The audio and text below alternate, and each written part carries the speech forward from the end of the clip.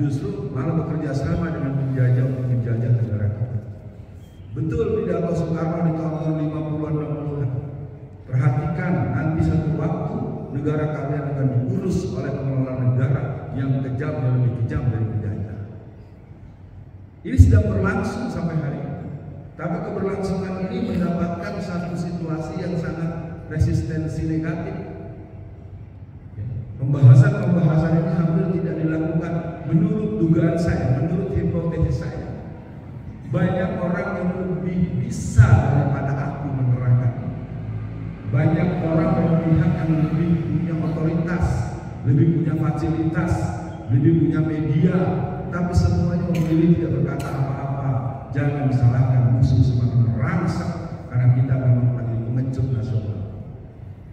Kaum pribumi, kaum muslim telah menjadi komunitas orang-orang sebagaikan anjing-anjing atau bebek-bebek, kambing-kambing yang sudah dicucuk hidungnya, kerbau dicucuk hidung kemana-mana, ikut semua. Tidak ada lagi yang bisa kita banggakan. Tadi kita berharap ada partai yang punya otoritas dan punya integritas. Hanya gara-gara dengan ancaman-ancaman yang kita tidak tahu, tekanan-tekanan yang kita tidak tahu, akhirnya kasihan Pak Anies jadi lontang-lantung. Kesini enggak, kesini enggak. Dan kemungkinan bisa mengangkat Pak Anies jadi calon gubernur ya tinggal PDIP. Ya kalau Anda balik-balik ke PDIP, untuk apa selama ini kita kerja keras mempertegas mengingatkan kebangkitan PKI? Kalau baliknya ke kandang PKI lagi. Nah, sidang sudah berbahagia. Pada hari ini saya tidak membahas itu. Bulan depan kita bahas. Hari ini saya akan mengajak para jamaah semua, pemirsa semua untuk memahami Indonesia ini. Judul kajian kita pada pagi ini adalah Kemerdekaan Indonesia di Persimpangan, Cengkraman Zionis dan Ancaman Komunis. Mari kita baca. Quran menyebutkan dalam surat 2 ayat 120. A'udzubillahi minasyaitonir rajim wa lan tarda ankal yahud wa lan nasara hatta tattabi'a. Sesungguhnya orang-orang Yahudi dan orang-orang Kristen dia tidak senang dengan kamu sebelum kamu ikut apa maunya mereka. Walan tarda wa lan tauqid. Tauqid itu penegasan. Apa penegasannya? Hari ini, sebelum hari ini, kemarin, hari ini dan nanti mereka akan hidup. Mari kita masuk bagian pertama. Indonesia adalah belitan Zionis. Apakah Zionisme itu? Zionisme itu adalah sebuah pandangan-pandangan yang bisa kita lihat sebagai sebuah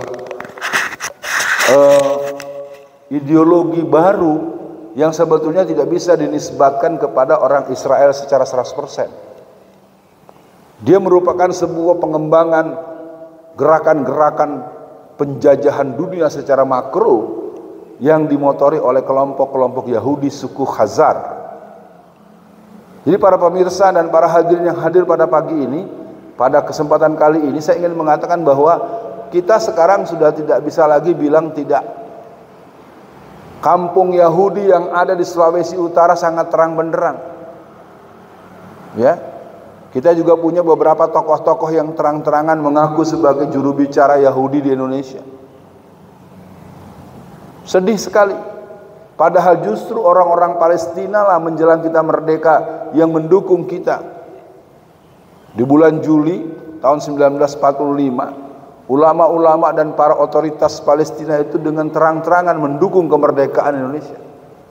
Tapi hari ini justru ada 5 anak dari tokoh atau dari organisasi besar yang sangat dibanggakan secara keislaman.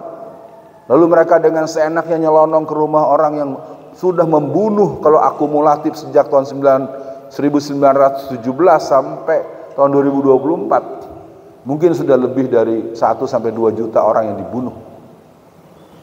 Tapi memang mereka cukup tidak sanggup untuk menggempur Palestina. Kenapa? Untuk operasi pembantaian mereka di tahun 2015-2017 itu mereka berhasil membunuh 5.000 orang, tetapi di waktu yang sama, di bulan yang sama lahir anak-anak sebanyak 22.000. Ya, biar diketahui para jamaah semua bahwa di Palestina itu secara bumi the land of jihad, the land of Nabi dan para mujahidin.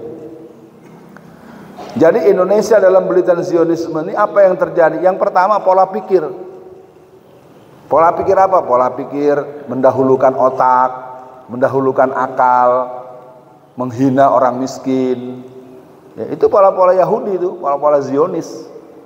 Mempertuhankan penguasa, mempertuhankan harta. Jadi komunisme ini adalah bagian daripada produk dari Zionis. Zionis punya anak dua. Anak yang satu namanya kapitalis, anak yang satu namanya komunis. Makanya saya sering mengingatkan ada satu organisasi yang selalu ribut-ribut khilafah. Kalau selesai mendengar ceramah saya selalu membantah omongan saya. Kalau menurut saya mari kita kerjasama. Gerakan-gerakan yang dilakukan oleh PKS, oleh P3, oleh PBB, oleh Partai Umat, Partai Masyumi, mungkin juga PKB, mungkin juga PAN. Itu gerakan dari masyarakat bawah untuk menegakkan Izzul Islam wal Muslim. Teman-teman HTI itu punya semangat untuk menegakkan Islam. Ini loh rumusnya dari top down. Harusnya begitu. Tapi kan yang kebiasaan kita saling menyalahkan, saling mengunggulkan, saling melecehkan, saling menganggap paling berjuang. Padahal kita semua punya kewajiban berjuang untuk menegakkan Islam. Kalau saya membaca dalam spektrum pengalaman saya kurang lebih 40 tahun sebagai aktivis pergerakan Islam, tidak ada yang merasa lebih mulia. Kita bangga dengan Asy-Syahid Kartosuwiryo. Kita bangga dengan Allahyarham Dr. Muhammad Nasir dan kawan-kawannya. Kita bangga dengan gerakan-gerakan yang ada di Sumatera, Tawalib yang ada di sana, dan juga yang ada di Banten, Matlaul Anwar. Kita bangga dengan Persis Bangil dan Persis Bandung. Jadi kalau kita mempunyai pemahaman sejarah perjuangan umat Islam, kita akan mengerti bahwa umat Islam itu sebetulnya merupakan orkestra perjuangan yang membutuhkan tangan-tangan dingin agar mereka saling wal mu'minin wal mu'minatin kal bunyanuhum yasduhum ba'duhum ba'd. Saling menguatkan. Quran menyebutnya innallaha yuhibbul ladzina yuqatiluna fi sabilihi saffan ka'annahum bunyanun marsus. Namun disayang umat Islam ketika disebut kata jihad semua bersembunyi. Jihad itu seolah-olah jahat. Saya satu waktu diminta khutbah Jumat di Masjid Mujahidin di kantor Kodam 5 Jaya. Waktu itu Panglima Kodamnya Bapak Agus Tadi Sasongko. Dia bisik saya, Ustadz nanti yang khutbah Ustadz ya. Saya namanya perintah jenderal kan, siap. Apa yang saya sampaikan dalam khutbah saya di Masjid Mujahidin yang dihadiri ribuan tentara, kan mereka itu kan markas Kodam kan, masjidnya besar, sholatnya sampai kemana-mana. Pembahasan saya adalah jihad membasmi komunisme PKI. Ketika saya berkhutbah apa itu jihad, kenapa kita berjihad, tahapan jihad, hakikat jihad, output jihad, fungsi jihad, manfaat jihad, itu jamaahnya para hadirin semua, para pemirsa, itu terbelah dua. Ya.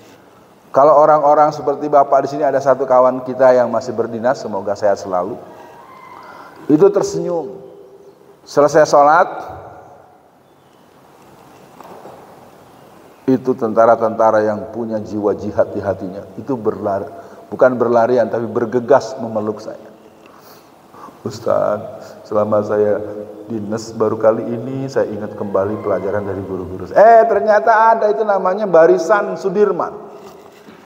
Di kalangan tentara di Indonesia itu memang terbelah dua. Ada yang non Sudirman, ada yang Sudirman. Kalau yang Sudirman itu tentara-tentaranya mesti cinta Islam. Dia cinta Indonesia dan tidak melihat ulama sebagai musuh negara. Tapi kelompok-kelompok lain, mungkin kelompok kiri sedikit, kelompok merah, kelompok Kristen. Ya. Dulu pernah ada seorang koordinator pendidikan di Akademi Militer di Akabri yang namanya TB Silalahi. TB Silalahi itu ketika menjadi orang yang memiliki otoritas untuk membuat kurikulum di Akademi Militer, dia menuliskan nama-nama Muhammad, nama Ahmad, Syarifuddin, Zainuddin, itu tidak boleh masuk Akabri. Yang saya katakan bukan mengada-ada, silakan periksa. Kelemahan di kalangan kaum muslimin adalah para tokoh-tokohnya, para pejabatnya, para aparatnya, para birokratnya, para orang kayanya, mereka tidak menolong Islam saat berdinas. Baru menunjukkan keislamannya kalau udah pensiun. Halo jamaah, omongan saya benar apa salah? Halo Bu, pejabat-pejabat kita tuh baru menunjukkan pembelaan kepada Islam kalau udah pensiun, kata anak Betawinya mah. Beda dengan orang-orang Kristen, beda dengan orang-orang Cina, beda dengan orang-orang kafir secara umum. Di Bekasi itu ada perumahan, warga Kristennya itu cuma sekitar 14 warga, tapi gerejanya ada 7.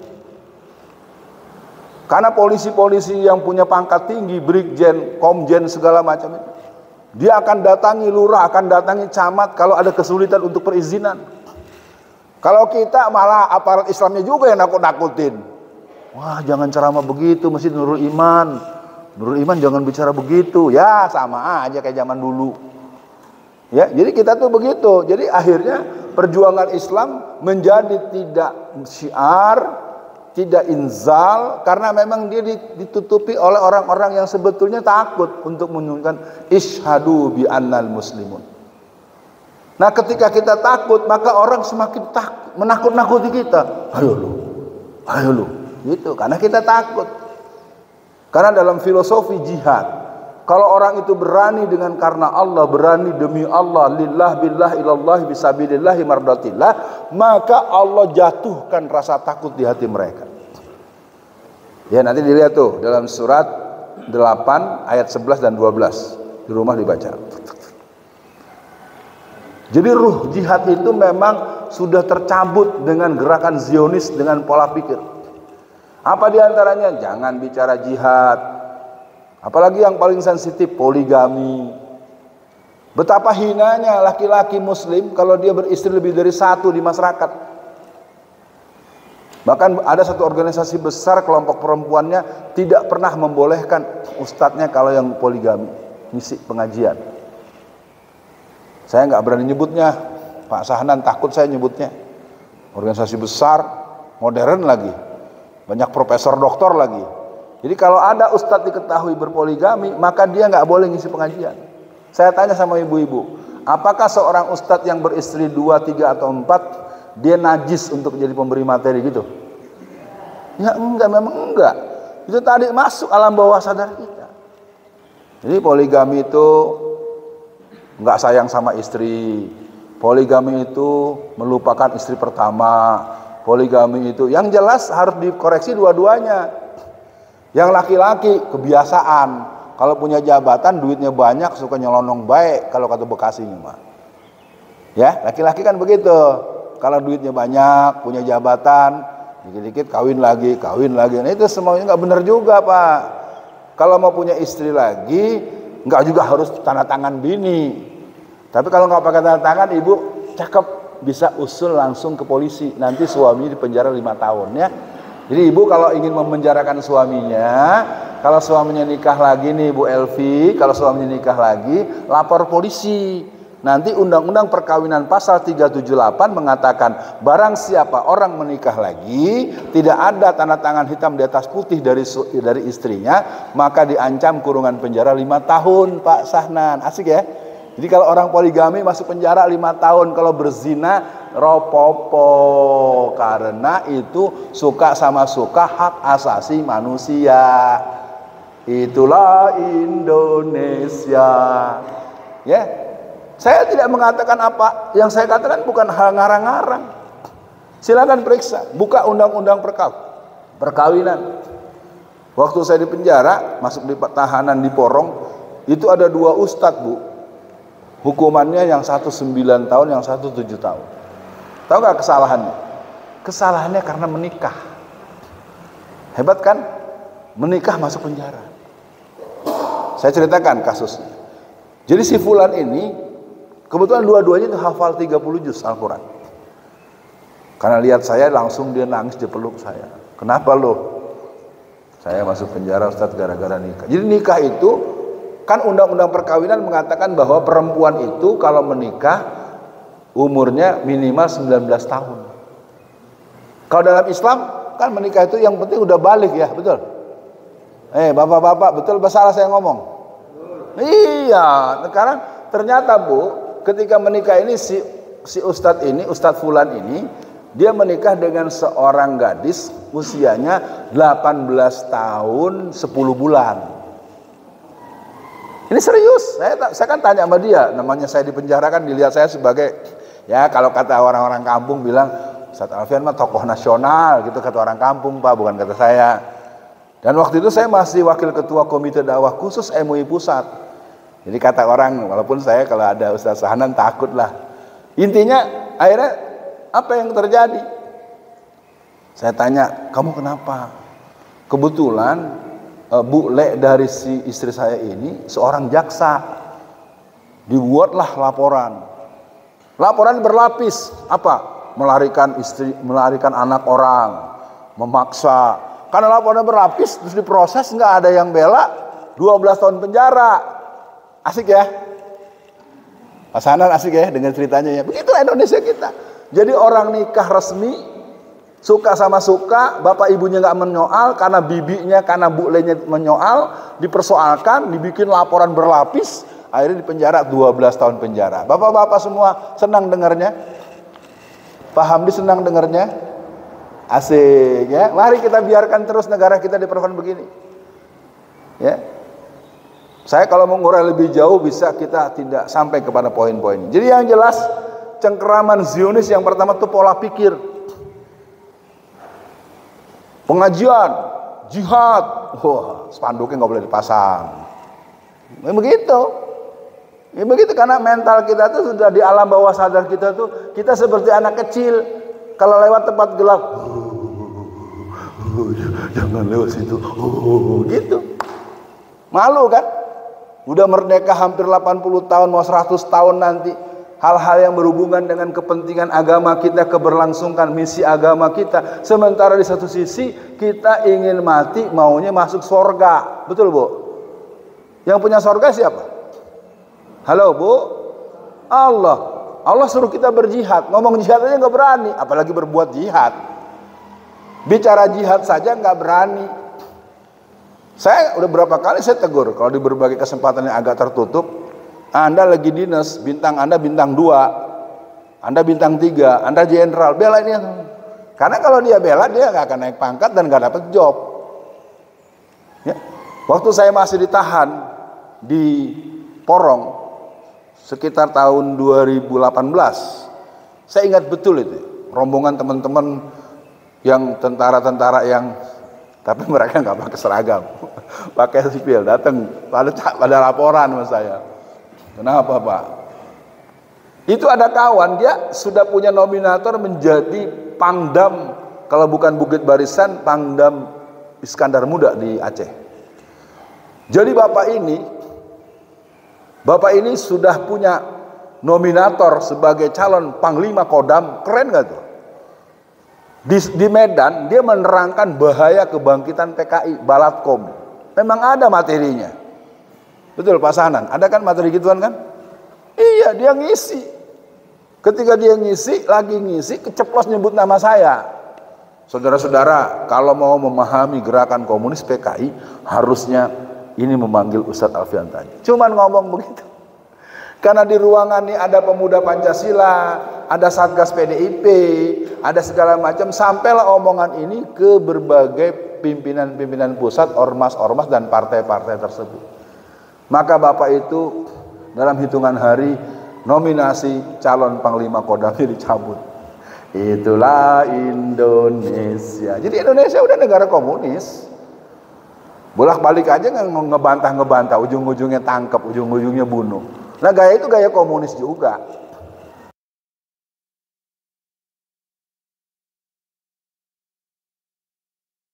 PKI gaya pemuda rakyat. Ya.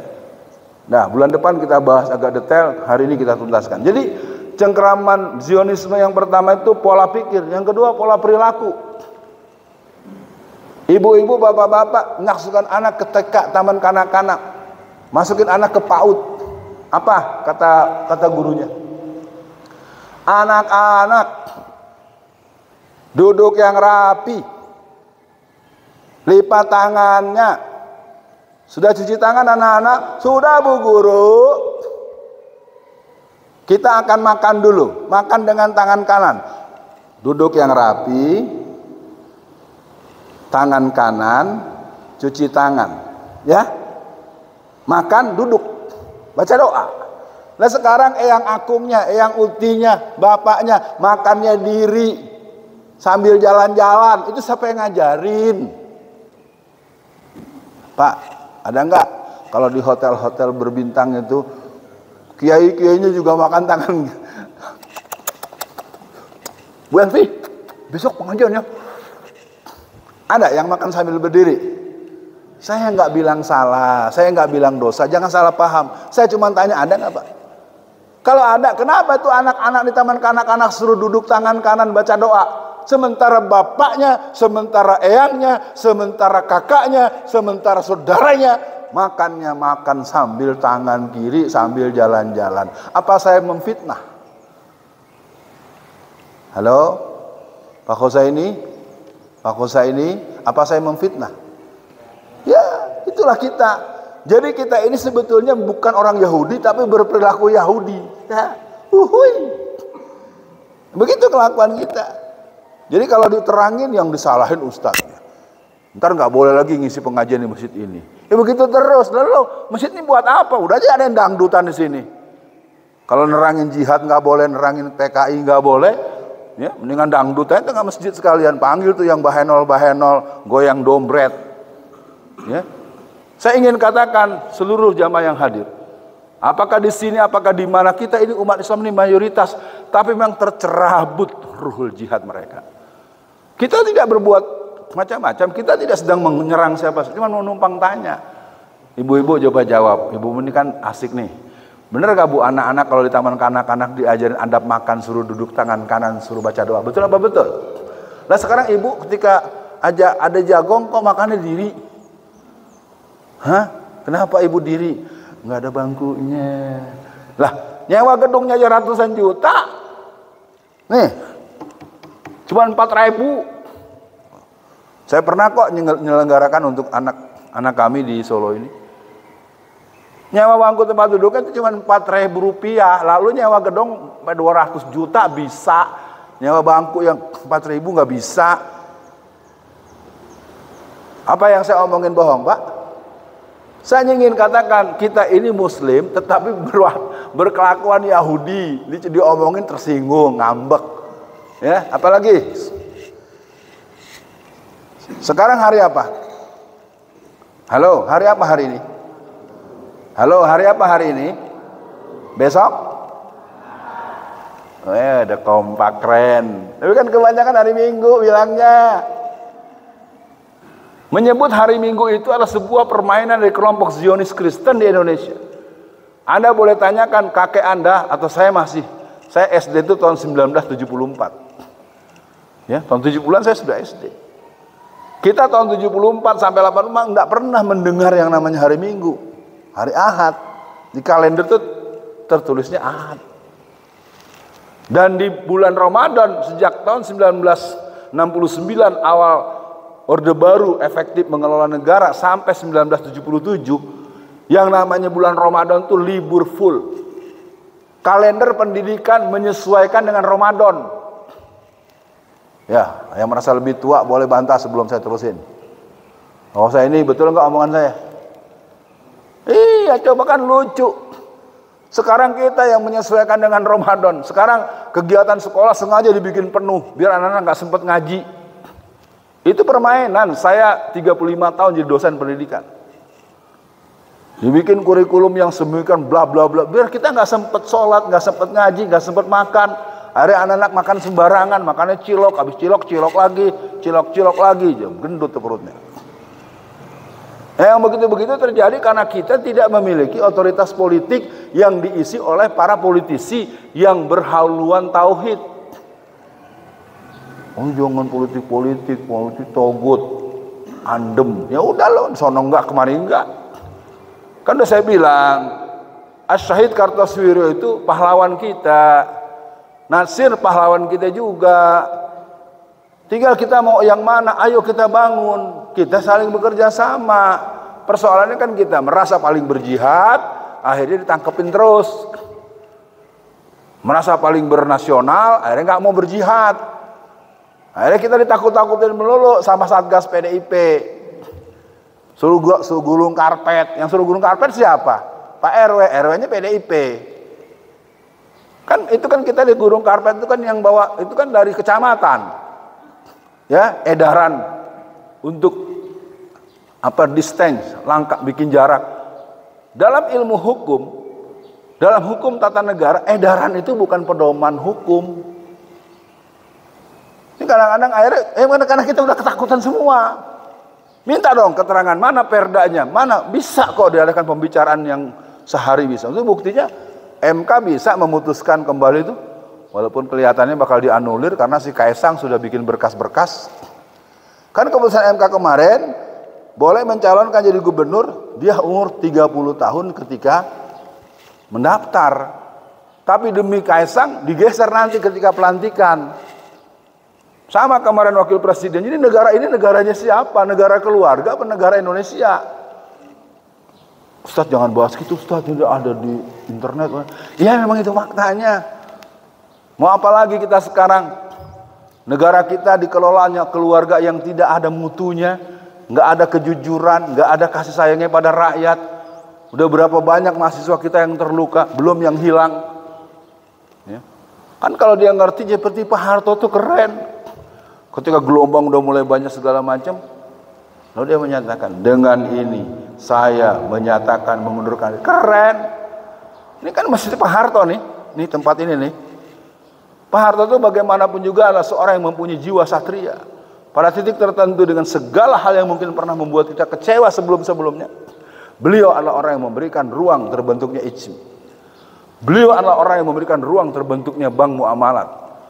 Beliau orang yang memberikan ruang anak-anak Indonesia untuk berangkat mengambil S1, S2, S3 di seluruh dunia. Sejak tahun 1967, 68, 69 sampai tahun 1997-an, yang berangkat mengambil S2, S3 itu kebanyakan dari perguruan Kristen. Biar tahu saja, karena kita nggak punya otoritas politik, mayoritas tetapi tertindas, tapi nggak berasa. Nah kita tuh cok gitu, makanya lu jadi ketinggalan semua. Kenapa kita punya PMI Palang Merah?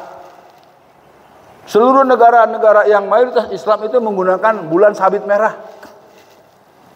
Ya, biar tahu loh. Makanya jangan ini kita pengajian bukan pengajian kaleng-kaleng ini. Oke, yang ketiga, properti. Coba lihat dari scan, dari apa namanya itu yang suka moto dari jauh, drone. Anda lihat yang namanya putaran bundaran HI itu persis mata satu. Nggak percaya lagi, lihat. Itu gedung EKN, yang satu tampang iblis, yang satu mata satu. Itu kan bukan burung Garuda. Semua orang udah komplain kok, bukan saya aja. Itu kalau dilihat dari atas, dari drone tinggi di foto, itu mata satu. Jadi secara properti, secara penampakan bangunan kita tuh sudah dibentuk begitu. Sama dengan Solo. Kantor wali kotanya di mana namanya? Lah, Loji Gandrung itu rumahnya orang Yahudi, rumah ibadah Yahudi. Di kampung Bapak itu. Kalau saya kan anak Tanah Abang, Petamburan. Dari dulu kita sudah jadi dalam cengkeraman mereka. Sampai rumah untuk pejabat daerah yang 80% warganya muslim saja, rumahnya adalah tempat orang-orang Yahudi beribadah. Baru ngerti apa udah ngerti? Jujur. Baru ngerti, kesian dulu lama lu hidup di sini. Ya kenapa? Karena kita menganggap ini bukan soal dong. Untuk apa Anda ngaku muslim sementara Anda minta masuk surga, tapi Anda membiarkan agama Anda dirusak? Walan taradha ankal yahud walan nasara hatta tattabi'a millatahu. Ya, jadi apa yang saya sampaikan bukan hal-hal yang ingin Ustaz Alfian nih sok berani nih, sok militan, nggak ada, sok nggak ada, emang fakta kok. Betul nggak yang namanya kantor wali kota di Loji Gandrung? Betul? Hei, diam semua nih. Betul apa betul? Ya iya, berarti di situ memang tempat aktivitas orang-orang Yahudi beribadah. Kok nggak percayaan sih Bu Elvi? Bu Elvi kaget ya? Kesian deh Bu Elvi kaget. Ya. Nah yang berikutnya apa lagi? Tadi udah ya, arsitektur, food, makanan. Nah ini makanan saya nggak bisa ngomong terus dah, ngeri juga. Mungkin yang babi, yang anjing kita nggak makan dah.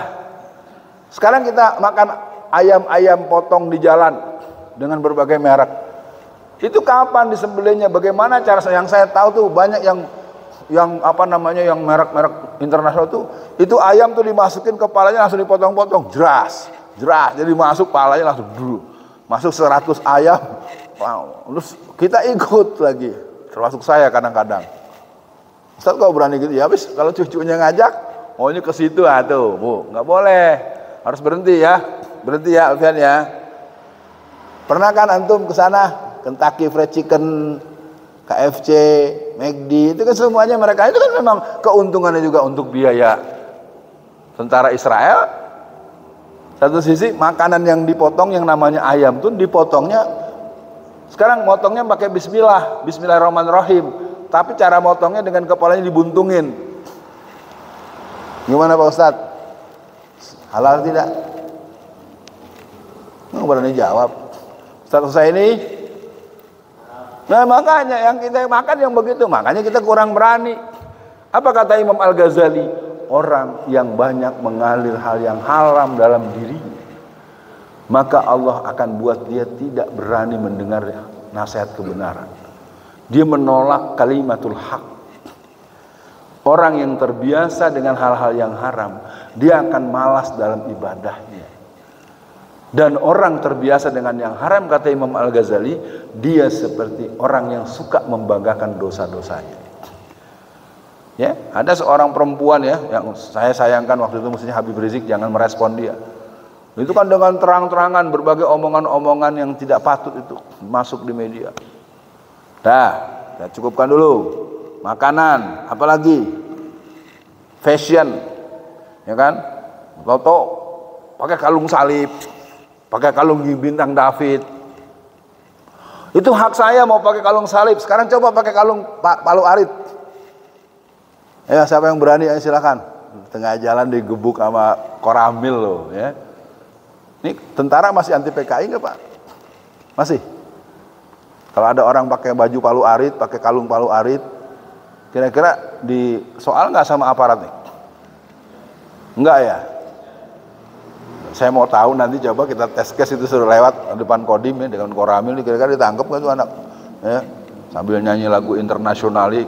Ya. Yang berikutnya adalah film. Nah film ini ingin saya kabarkan, film-film yang model rainbow, film-film yang ada ini ada dua persoalan. Yang pertama, memutarbalikkan posisi seorang yang sebenarnya penjahat, orang pengecut dibilang jadi pemberani. Itu film-film untuk menunjukkan bahwa Amerika tuh sanggup melawan Afghanistan, tapi bohong. Rainbow 1, Rainbow 2, Rainbow 3 ya kan? Wah jagoan, padahal dia mampus tuh pasukan Amerika ngelawan pasukan mujahidin.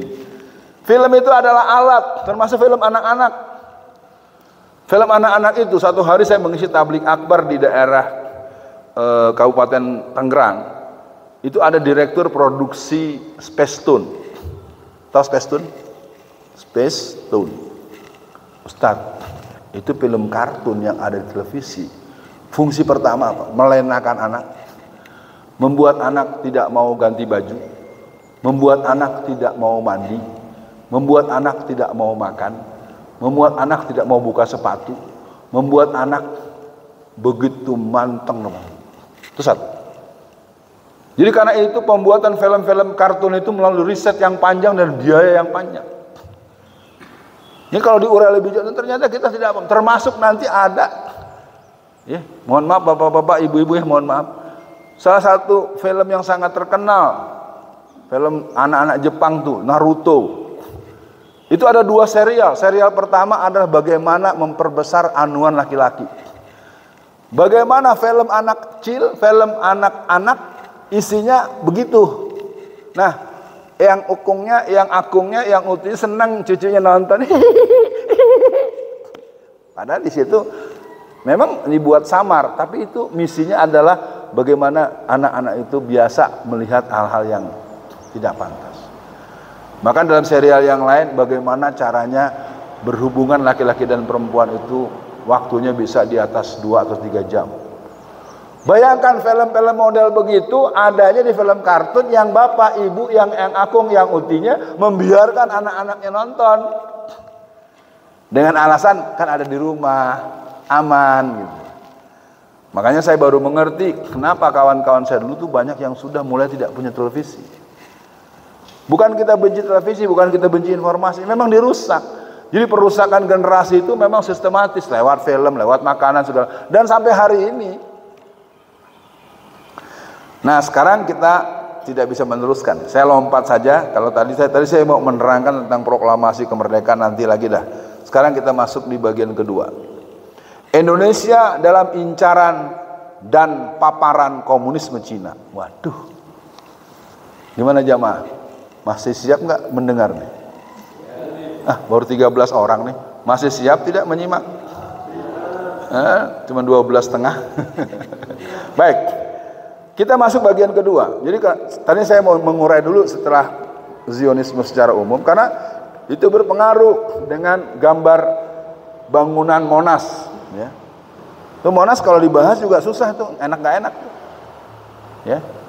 Monas itu adalah personifikasi anuan laki-laki. Wah, nggak percaya juga, periksa lagi noh kantor DPR RI. DPR RI itu adalah personifikasi anuan perempuan. Kok pada ngeliatin saya sih? Emangnya saya hebat apa? Woi, kenapa kok anda nggak percaya saya ngomong gitu? Cek. Jadi kita sudah diajak untuk sampai mengalami alam bawah sadar kita, membiarkan pandangan-pandangan itu. Ibu-ibu jangan terbayang suaminya. Lihat aja Monas, apa itu yang tegak? Jangan dibilang saya ngomong cabul.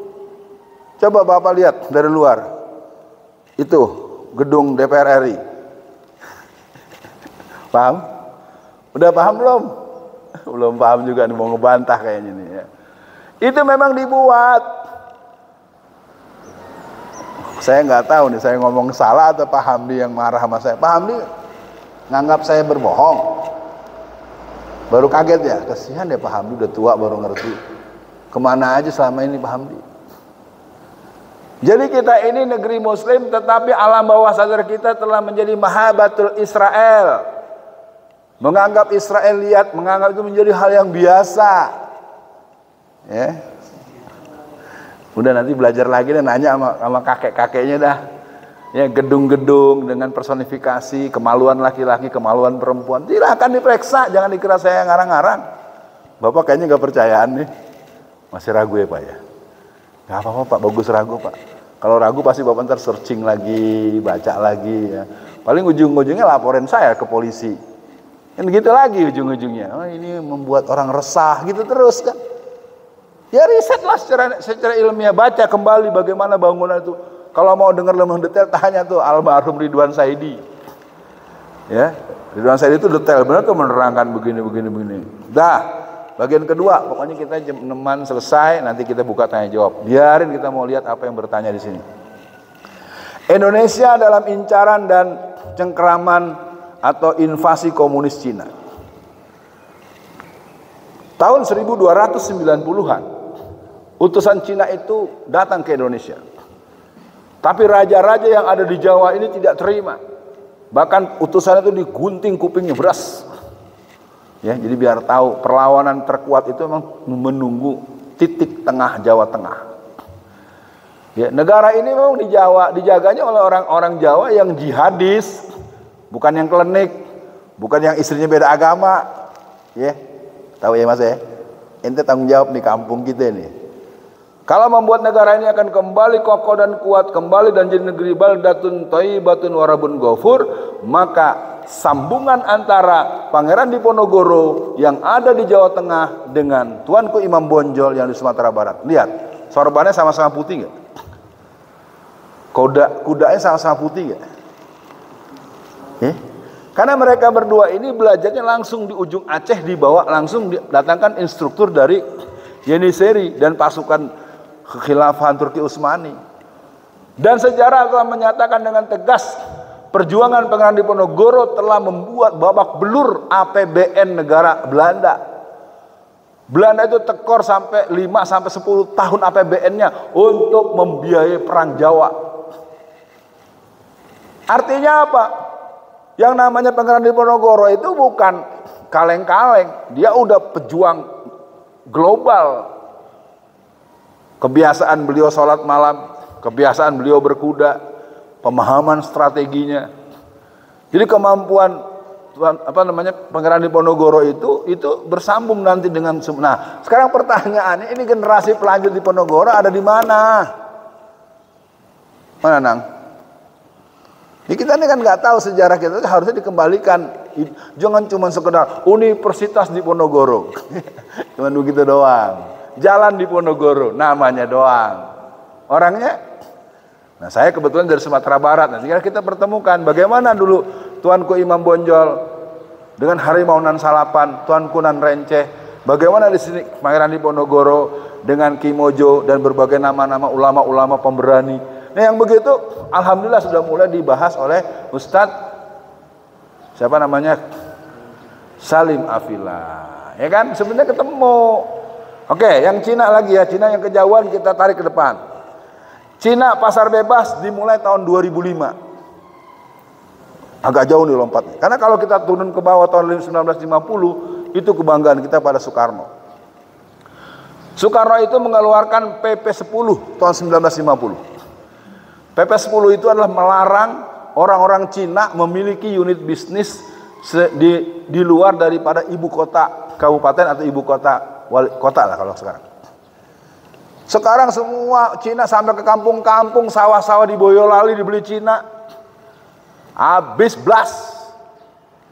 Ya, pabrik-pabrik Cina bikin limbah, limbahnya membuat penyakit ispa segala macam. Tapi yang mempersoalkan ditangkap, disiksa, bahkan dibunuh tanpa ada yang boleh mempertanyakan. Udah negara kita sebetulnya sedang terjadi imperialisme kolonialisme, gabungan antara bintang David dengan bintang merah dan Palu Arit. Berjalan terus, giliran apa-apa, aparatnya ikut ngegebukin rakyat. Lihat kasus Wadas. Seperti apa masyarakat kampung dikepung dengan tank. Penggerak-penggeraknya ditangkap, disiksa dengan sangat sadis. Udah mirip sebetulnya, cuman atas nama melawan negara, begitu terus-terusan. Yang kedua, saya teruskan dulu. Cina pasar bebas itu 2005, saya terangkan. Waktu itu Menteri Perdagangan yang namanya Maria Elka Pangestu. Maria Elka Pangestu itu adalah seorang Cina yang menjadi Menteri Perdagangan. Dia sudah mengumumkan kepada publik bahwasannya Indonesia sudah memasuki era pasar bebas, pasar dagang Cina. Tapi apa yang terjadi? Pengumumannya baru tahun 2010. Anda bayangkan, coba lihat, yang namanya di Tanjung Priuk, di Tanjung Perak, di Tanjung Emas, berapa ratus ribu kontainer-kontainer yang bertumpuk. Maka baru tahun 2010, maka ketika kekuasaan Jokowi tahun 2015, dialah yang menyatakan akan menerima 10 juta tenaga kerja Cina untuk datang. Padahal sebelum diumumkan begitu sudah datang kemana-mana. Jadi proses menjajah Indonesia ini udah jalan. Jadi ketika tanggal 27 Februari tahun 2017, seorang Alfian Tanjung membahas bahaya penjajahan Cina. Ya, jadi jamaah yang belum, supaya pemirsa yang nonton, saya itu masuk penjara gara-gara membahas bahaya penjajahan Cina. Alhamdulillah dengan basic saya sebagai seorang akademisi, seorang dosen, minimal saya bisa bicara sistematis, punya data yang bisa dipertanggungjawabkan, sistematika pembahasan yang jelas, penyampaian yang logis dan bisa diterima. Jamaah nggak ada yang komplain. Saya masuk penjara gara-gara polisi lapor pada polisi. Gitu mas ceritanya mas. Jadi aku tuh kemarin ditangkap karena polisi lapor sama polisi. Ada aturannya, ada orang dia yang buat peraturan. Kan gitu. Yang ketiga, masuknya tentara merah. Yang kedua tadi keberadaan 10 juta tenaga kerja. Masuknya tentara merah dalam jumlah yang tidak terdeteksi. Ketika Pak Gatot Nurmantio masih menjadi Panglima TNI, beliau sudah mulai gelisah. Dan kurang lebih 2 tahun lalu, kami dari Majelis Permusyawaratan Umat Islam Indonesia (MPUI) itu bertemu dengan salah satu anggota Komisi 1 DPR RI. Saya mohon izin tidak menyebut namanya, tapi demi Allah kami bertemu dan berkumpul dan kita bertanya. Ketika kita minta bertemu, waktu itu kita perwakilan para ulama-ulama dan tokoh-tokoh pergerakan Islam se-Indonesia. Kebetulan beliau berjumpa dengan kita di tempat yang berdekatan, tidak ikut acara kita juga tidak ikut acara dia. Kebetulan ada, kita ajak datang. Dia kasih syarat. Syarat pertama, yang hadir tidak boleh bawa handphone. Daerah handphone kita kumpul di luar semua. Saya kan tipikalnya nanyanya nggak mau, nanya biasa saja nggak mau. Saya tanya, ada berapa minimal tentara Cina bersenjata di Indonesia? Bahkan pertanyaan saya bukan begitu, ada berapa jumlah tentara Cina bersenjata di Indonesia? Dia bilang, tolong ya, jangan sebut nama saya. Ya udah, saya nggak sebut juga sekarang, cuma saya sebut kontennya. Itu sekitar 2 tahun saja dia sudah sebut minimal 1,5 juta tentara Cina bersenjata. Pertanyaan saya sederhana, apakah seorang anggota Komisi 1 DPR RI yang masih berdinas, dia akan berbohong? Ya enggak. Ujung-ujungnya kita nggak boleh ngomong, ditangkap lagi, panggil gitu terus. Apa bedanya lu ngurus negara sama penjajah kalau bicaranya? Ya. Saya hanya menyampaikan fakta-fakta sebagai bentuk kesadaran kita bahwa negeri kita memang law citizen udah nggak ada. Kitanya aja masih merasa punya Indonesia. Masa kita kepik saja mesti bawa pakai paspor? Pakai paspor itu kalau keluar negeri, pergi haji tuh, memang harus lewat sana. Ini sekarang kita dalam negeri kita sendiri saja, atau pusat pariwisata yang di Sulawesi juga gitu tuh ada.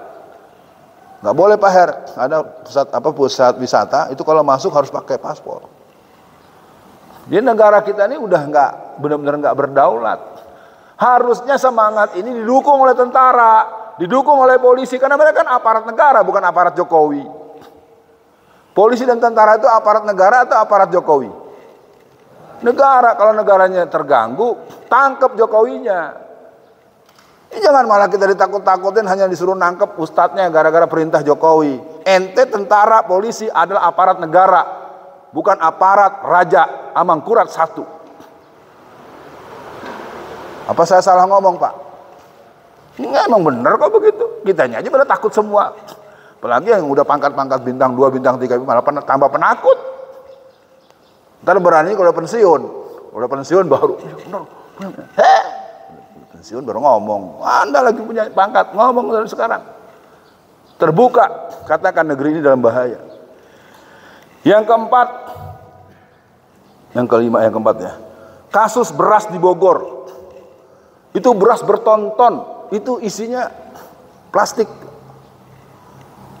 Kasus roti yang kemarin.